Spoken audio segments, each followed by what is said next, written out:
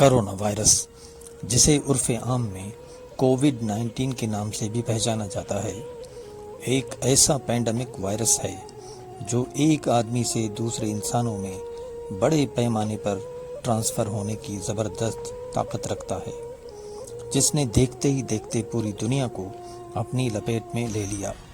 کروڑوں لوگ متاثر ہوئے اور لاکھوں لوگ موت کے منہ میں چلے گئے۔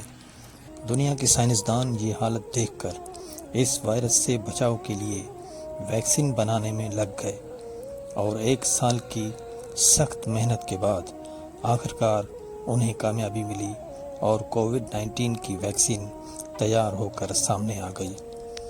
ماہرین کا کہنا ہے کہ یہ ویکسینز کرونا وائرس سے محفوظ رکھنے میں 65 سے 95% مفید پائی گئی ہیں، اور جن کو ویکسینز ہوئی ہیں ان سے کووڈ-19 کے پھیلنے کا چانس 0% ہے۔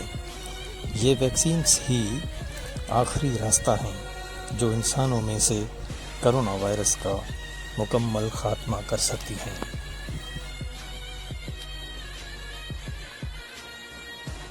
سب ویکسینز دوسری ویکسینز کی طرح انسانی امیون سسٹم کو سینکڑوں گنا طاقتور بناتی ہیں اور جسم میں کرونا کے خلاف لڑنے والے اینٹی باڈیز تیار کرتی ہیں۔ البتہ Pfizer, BioNTech, Oxford, AstraZeneca, Johnson and Johnson vaccines کا کام کرنے کا طریقہ اور چائنیز ویکسین سائنوفارم، سائنوپیک، پیراپالٹیک کا کام کرنے کا طریقہ کچھ ڈیفرنٹ ہے، مگر سب کی منزل ہے کرونا کے خلاف انسانی جسم کی امیونٹی کو بوسٹ کرنا۔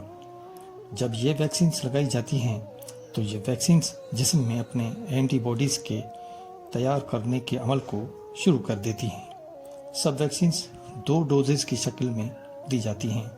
پہلی ویکسین کے 21ویں دن دوسرا ڈوز دیا جاتا ہے، اور سب ویکسینز اپنا کام 6 ہفتوں میں مکمل کر دیتی ہیں۔